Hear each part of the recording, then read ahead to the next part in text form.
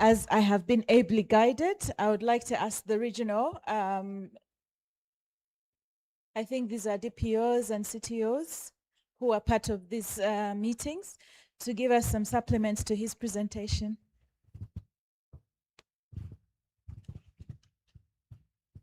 Very good morning to all, and thank you, Charles, for that presentation. It was succinct, so I'm glad you did that way. I just want to give some few supplements to your points. They were very key, and I want to put it in a way that can reflect the real situation on the ground. First, the issue of the wage that we are requesting the ministry to act on in order to add more extension workers is now becoming a very serious situation. It's affecting service delivery at the grassroots because the number of extension workers, we have seen the ratio, but that ratio is an average. Now, when you get deeper into the districts, you get deeper into the cities, you realize the ratios are even more. But you know, with the mathematics, when you are calculating an average, it always affects the reality. I give an example of Lira City. It's even more complex. One extension worker is serving over 7,000 farmers, which is really high, and you can't achieve much with that. Then another thing that I want to put across in the context of the cities, not only in Lira, but all the other cities in Uganda, is that the planning at the ministry, both at the Ministry of MAIF and at the Ministry of Public Service, is always, there's always a misconception. The planning is guided by the lower local government. So from the district, they consider the number of sub-counties. But for the cities, they consider the SITCO analysis, analyzing the land area, the number of sub-counties that were annexed into the cities, forming the bigger city. Now, putting much more effort of transport, it's too much for us, especially the cities. There are no vehicles allocated to all the cities. Some cities have been allocated 3 or 2 motorcycles. It makes service delivery very hard. We know that in the city context, enforcement in terms of agriculture, in terms of veterinary, is like a daily thing. It's a daily work even on Sundays. But you can't do enforcement on foot. You can't do enforcement on a motorbike. There are situations we go to do enforcement for ensuring meat quality. These are people dealing with the sharp objects, knives, pangas every day. Now you go there to enforce. In such a situation, we are risking our lives. We really need to check this very critically, and it's a matter of urgency. Last but not least, I want to add my voice on capacity that you stated.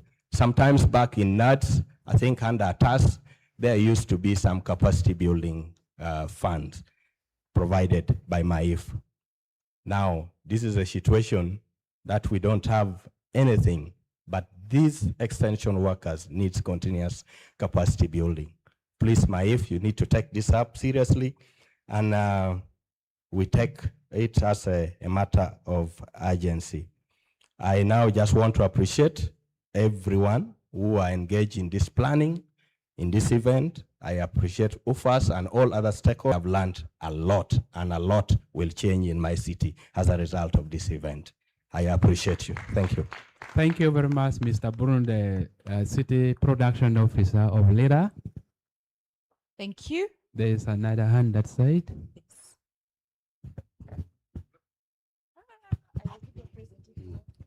Thank you, Okoro Thomas, DPO Lira. I just want to add something little on provision of wage. This one I'm taking direct to my brother from the ministry there. Those ones from the ministry, please. There is need to provide wage so that we can promote staff in the local government setting. I last promoted about 5 staff between 7 to 10 years ago. And currently, you cannot promote any staff at all because there's no wage, there's no money to promote them to another level. And this is very serious, and this is critical.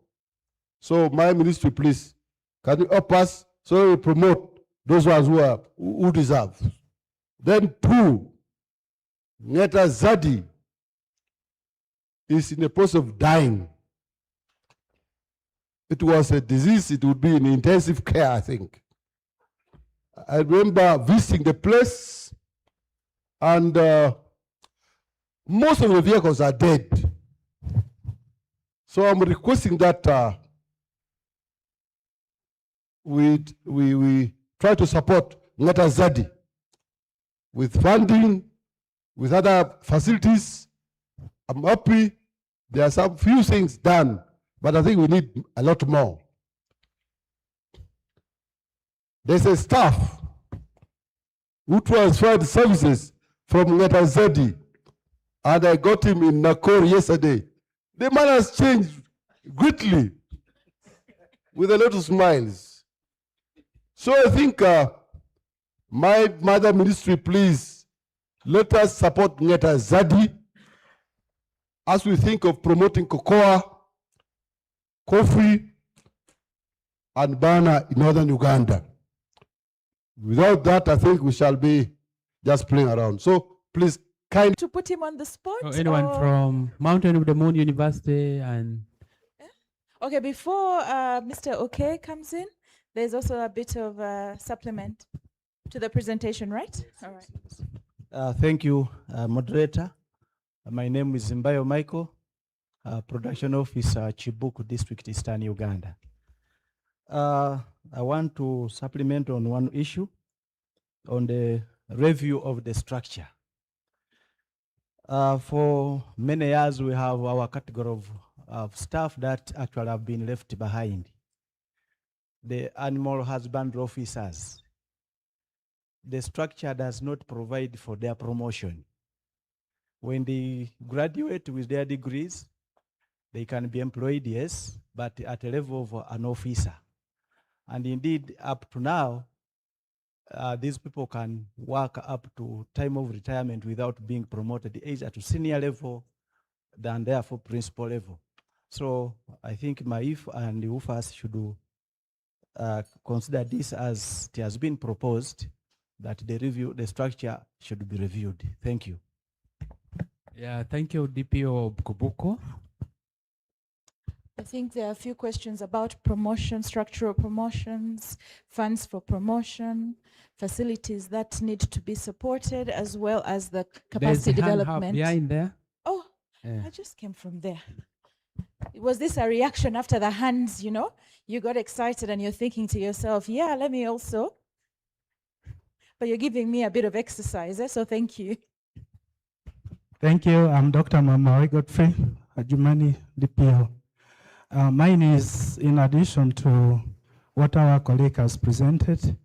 When of production, we have one key professional that is left out in that structure, and those are the nutrition specialists. They are being trained in Bokalasa, but you will find they are nowhere in the district structures.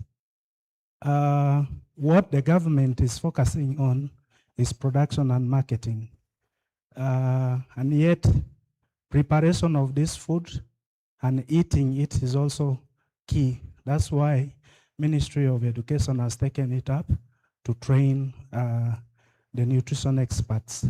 Now, my plea is we need to also jointly advocate to include the nutrition experts in the district structure so that they also concentrate in the extension of advising the community on how to prepare and eat the food that is produced.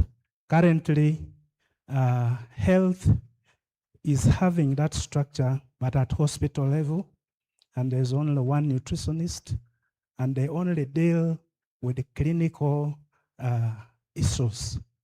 But we need to avoid diseases. We need to tackle it at preparation and eating level. Thank you. I think that's a very, very important. Thank you very Addition to the much, conversation. DPO of Ajumani. Yeah, at the district level, we don't have nutrition officer in the production department. Yeah, we need to do some structure there and really do recruitment of nutritional officers in production department. You cannot train farmers to grow vegetable crops, to grow rice when the advisor is not there. Thank you. All right, there's another question here. From my take, there's a review process that is required now for the structures. Yeah, thank you so much, DAO Agago, for that beautiful presentation. I'm approaching my concern from a rather different angle, but I hope it will be relevant. The Ministry of Agriculture has done a lot of good things for the districts and for the farmers. For instance, some 3 years ago, also, they distributed tractors, hand-walking tractors, handheld tractors. In Aleptong, we received about 18 of them. And right now, as I speak, none of them is functional. And yet these were very good tools for opening land. And we also received one four-wheel drive tractor, which is still running in good condition. I was now suggesting that if it were possible, the ministry could train some technicians to ensure that these machineries which are distributed, which are given to the districts and sub-counties are operational. Because there's no point the government wasting a lot of money, spending a lot of money procuring these machineries, and then they work for only a few weeks, and then they're down for the entire duration of their presence there in the sub-counties. I would also implore the government to think about assisting farmers to provide water sources for their farms, because it's very difficult to do a deep well in the farm. It may cost not less than 15 million at its very least. Otherwise, we have a lot of farmers who are interested in doing micro-scale irrigation, but they're limited by their inability to provide a water source which is sustainable. Sustainable in the sense that during the dry season, in the north there around January, February, water scarcity becomes so much, and the shallow wells dry up and other water sources dry up.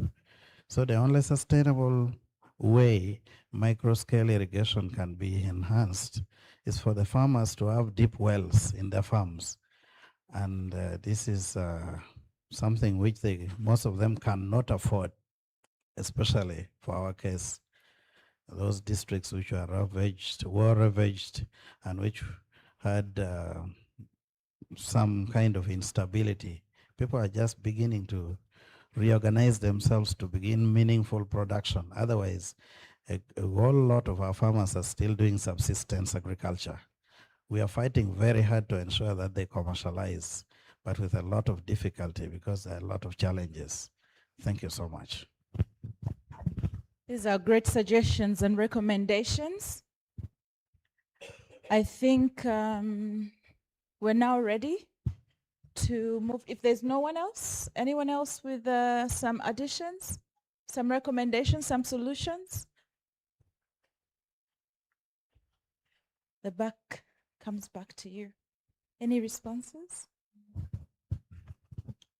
Yes, thank you so much for those concerns. There is not a lot of new things that we are talking about here, but like we always say, it is good to remind ourselves of what needs to be done. We have received a lot of reports and official communication from the districts, and I would like to, first of all, allay some of the the mindsets that we have, that the districts are that side and Maif is here. It is one sector. We're in the same boat. The challenges that you face are our challenges, and our challenges are your challenges. On Tuesday, we were giving out vehicles to districts under the Uganda Climate Smart Transformation Project.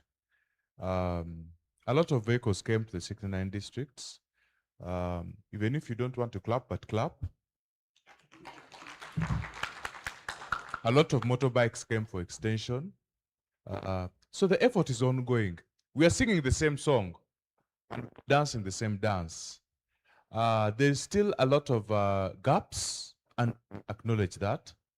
Last week, about 2 weeks ago, we had an online meeting with the cities, the district production coordinators, city production coordinators. You expressed your concerns, and we agreed to put write-up, a conceptual write-up that can be presented to senior management. That was done. We're in the process of finalizing it. All those who are from cities are in the WhatsApp group. I personally initiated the opening up of that WhatsApp group about 3 or 4 weeks ago, where I was also joined in.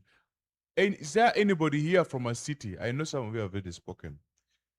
And you're not in the WhatsApp. We're in the ICT age.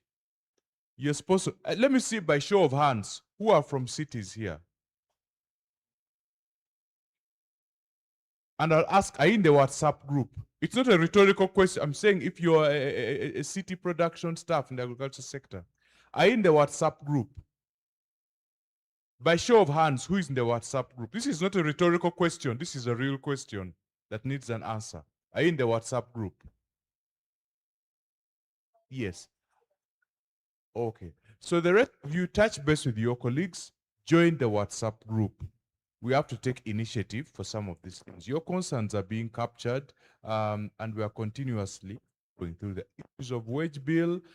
This ratio here, guess who made the assessment? Find out the ratio, that it is 1 to 800. Of course, as ministry, we were engaged. This ratio didn't come from nowhere. What am I saying?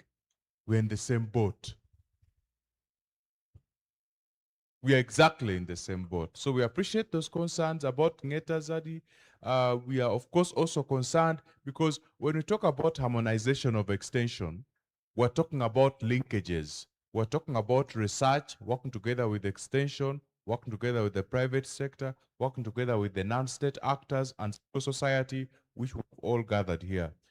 So it is at the center of our heart that all this works together. So when the research cries out loud there, it may not happen tomorrow at the snap of a finger because government goes through a process. But without speaking a lot of words, we're in the same boat. My senior colleague is also seated right that side, Professor Magumi. You could also add if there's anything that I have missed. Yes.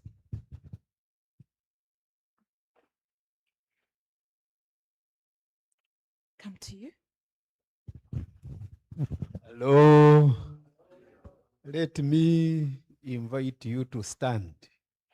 No, I want those, especially from Extension and Public Extension Service, those to whom the Department of Agriculture Extension Service is responsible at work. Eh? Yes, I wanted you to appreciate how you can see we are a forest of people. And I should imagine that my presence for and on behalf of our commissioner and the presence of Mr. Okay shows the attachment we have for this and the recognition of the contribution by non-state actors, both in actuality as what takes place on the ground and also as by policy established. So thank you very much for having persisted up to the last day. You can carry your seats, not the Kanyawe who carried it on the head. Carry your seats, please. Thank you for persisting and staying. So, Madam Beatrice, you can see how available we are. Nice. And how passionate. Madam Beatrice had leaked it to me that I missed the session by the DPOs of Uganda that they raised quite important, a sample of which I'm able to pick from those who were able to speak. I'm naturally a trainer by birth, by training, and by passion. And I'm retiring 1 year away, but with a lot of regret, because I've not achieved what I set out to achieve. When I trained, when I was still in serious teaching, lecturing business, I'm happy for 7 years, the transformation I caused to young people. Because I'm aware every child is born with a huge potential of talent to the tune of between 700 and 800 talents. And unfortunately for African child, all this potential remains rather latent and exploited. So, my English can be abrasive, so you have to bear it. So, there was this matter of the wage, and passionately by the giant and energetic Mr. Thomas Okero. This is it. And this gives us opportunity. We are emerging from elections. Please let us bear it upon the members of parliament who appropriate funds to go everywhere.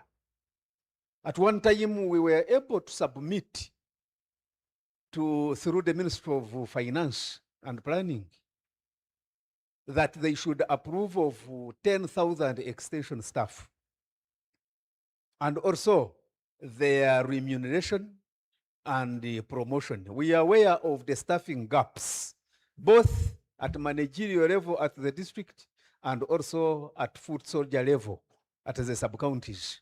In fact, if I was in charge, even a parish would have an extension officer with a minimum qualification of a certificate or diploma. So we are aware, because every day we make a clarion call for you to submit the gaps. Staffing gaps together with the motorable, the vehicular and motorcycle gaps. We have all this. And as Mr. Oke stated, we have made submission to the tunes of tens of thousands of motorcycles especially, and vehicles. There are these newly declared districts including Rwampara, Kalaki, Kitagwenda, and at the same time the cities were also done what?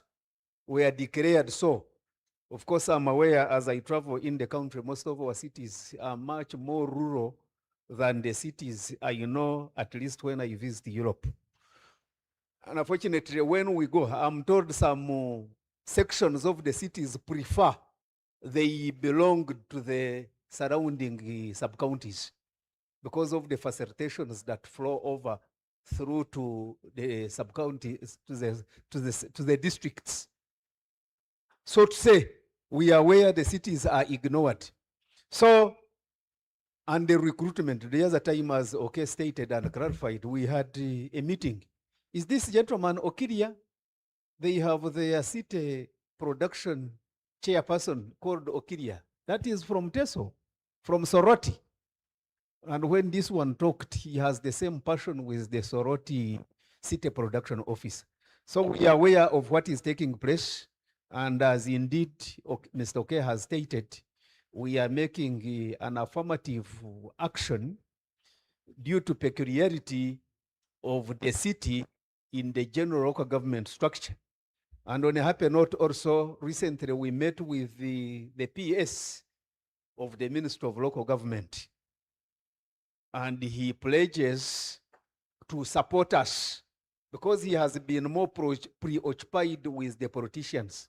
You hear vehicles of Chairman LC5 and the rest of the details pertaining to the local governance arm, the political arm. But it appears of recent he has interested himself to attending to issues to do with production. Recently, we held a meeting at Hotel Africana, just 1 month away. And I think there is a convergence of thought and mind in the direction of promoting production, which is the economic mainstay of every district of Uganda. Then the production officers and animal husbandry officers, these ones remain stagnated at the entry level. Is it U4? Yes. And they have reached, at one time they complained that the commissioner in charge of production is a veterinary medicine graduate. They had wanted a commissioner of production, animal husbandry or animal production background. But these reforms have since made that placement a narrative. They even went to Kenya to benchmark, because Kenya has a very promising production department under their ministry. And they have presented a position, and I should imagine when the wage bill and the rest of the promotional caps are lifted, they should also follow suit. Either they are able to laugh or their way with their ATMs to the bank with a higher remuneration commensurate with their level of training. So to say, yes, Dr. Noki Charles of Alebtong. Is it Alebtong? Yes. You raise very important information about the need to maintenance. And unfortunately, again, when I visit the local governments, I find recently built district headquarters dilapidating. And I wonder whether our backgrounds in peasantry homesteads stop us from maintaining public goods.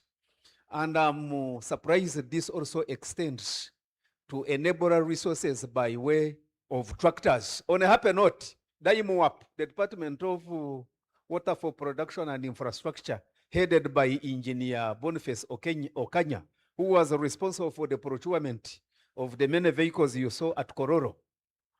He has since established 9 mechanization centers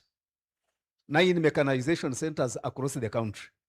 And part of the preoccupation under his docket will be to maintain every facility that was imported into the land to essentially promote agricultural tractorization all over the country, especially for you who are born in areas that still have large tracts of land. And as I talk now, adverts have been placed for qualified Ugandans to apply to fit within the placements that exist. And these will be placed and deployed across the 9 mechanization centers in the land. And I should imagine when I go, Mr. Oke and I, and also the rapporteur, should have to cut out those areas of interest for action by MAIF. Initially, they will have to be addressed to the PS, but we shall be able to route them out to their respective destinations for action. So to say, all the good ideas generated in this big hall should not end over here. And in my back office report, I will have to capture all these things, but additionally, engage the MPs and also let us have a delivery from this meeting by UFAS for the various departments of government to take action.